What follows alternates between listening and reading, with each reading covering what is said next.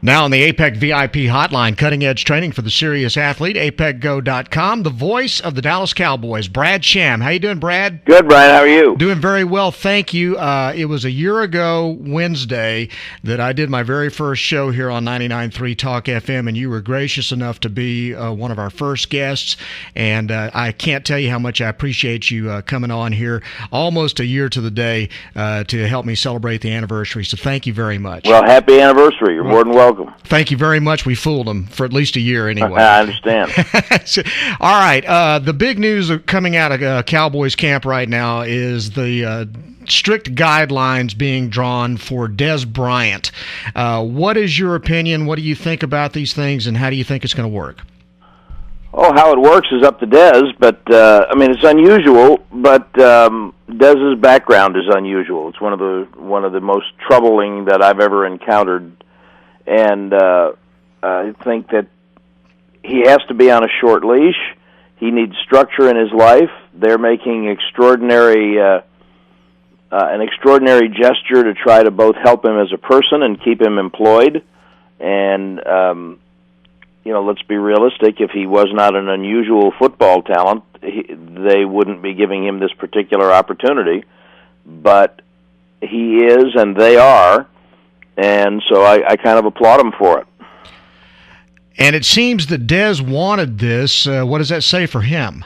Well, he does. I don't pretend to know Dez really super well, but my impression of him is that he wants to live better. He doesn't want to have all kinds of turmoil in his life, and I think that he senses that this is an opportunity for him to apply himself and get some structure that he needs and really put his life on a good track. I mean, he's clearly demonstrated that in a football sense. He's worked very hard. He's gotten better, and I don't see any reason not to believe that that's not what he wants off the field also.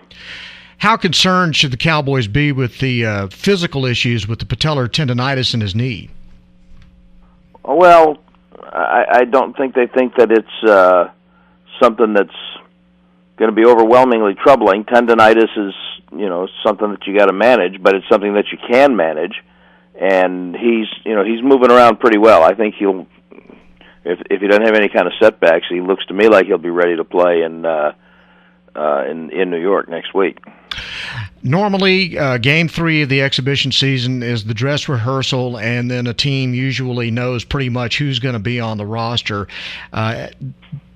Is that the case with this team this year with the Game 4 coming up? How important is this to how many different players? Yeah, I think that they pretty well know what they want to do. I think there are and I don't think it's different than the last few years. I think it's down to a small handful of spots. It can be influenced by injuries, and most of the guys who will be playing in the Cowboys game with the Dolphins Wednesday night and all of the final preseason games around the league, most of the guys who will be playing are playing to add to their video resumes for other teams. Who would you say is on the bubble right now? Well, first I'd have to know who the 12 players are they're going to move off the roster today. Mm-hmm. Well, we know Raymond Radway's gone. Well, we know Raymond Radway says he's gone. Oh, okay. But, I would expect that. I don't think that Raymond fits into that picture. Mm-hmm. But my understanding of the way they were looking at things before the game Saturday night was that you have to decide how many wide receivers, how many running backs, how many quarterbacks, maybe down to one or two players on defense, depending on who seems to make the greatest impression on special teams. And I think those are the things that you're looking at. Okay, looking at the wide receiver situation, I know you and Bryan Broaddus had a good debate about this the other night, and the fact that there's a argument there to be made for keeping, 6, 7 wide receivers and maybe only 2 quarterbacks. Which way do you think the Cowboys go? it sounds to me like they are really seriously considering keeping two quarterbacks. They've done that before. Personally, I'm not in favor of that plan, but I think that they view it as something that you can do to carry a player you might need at another position, and hope to add a guy to the practice. You have to add a guy to the practice squad because you have to have a practice squad quarterback. Mm-hmm. But 7 wide receivers, I think, is a lot. Now, it came up in our conversation because we're aware of the fact that they've discussed it as a possibility. I don't think it's a long-term possibility. They carried 3 corners a couple of years ago because they thought they had a swing player or two and they needed to go long at other positions, and I don't know how well that worked out, and I think 7 wide receivers is a lot because you don't get a lot of special teams work out of most of them, and some of that is just kind of insurance against, as you mentioned, Dez's tendonitis and Miles Austin's hamstring, and some of it's because they just haven't been able to make a decision on a couple of guys. They haven't seen Danny Cole. They don't know what to do with him. I think they're a little up in the air about Andre Holmes, who's really intriguing, and yet he hasn't quite done what you'd like to have him do to cement a spot. So they're discussing 7 receivers, but I think that's a little excessive. I think 6 is too many on this particular roster, but that wouldn't surprise me. Of the guys that you've seen playing receiver, who just blows you away? Is there anybody that does blow you away? Yeah, I'm pretty impressed with Dez Bryant. How about the guys, the backups, the yeah, new guys? Yeah, that's not what you meant. Yeah. Blows you away. You have to keep in mind who they're playing against. Yeah. And the fact that nobody's running schemes and game plans on defense. So you have to take this with a little bit of a grain of salt. But I think that Ogletree has had a very solid summer preseason and first 3 preseason games and spring also. I think that he has cemented a spot on the team and maybe in the rotation. I think that he's someone that you could, until you see differently in the regular season, which maybe you would, I think he's someone that you could say, all right, we can go play a game with him.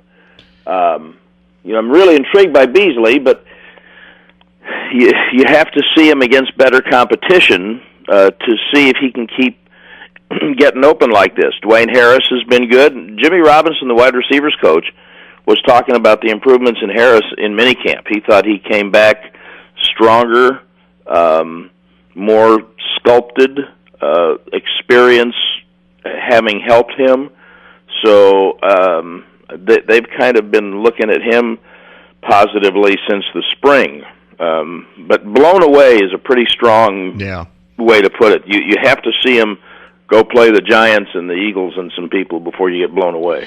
Well, one of the major areas of concern going into the season was the offensive line. Based on what you've seen so far, where is this team offensively on the line? Well, you're not going to have the cohesion that you wanted to build.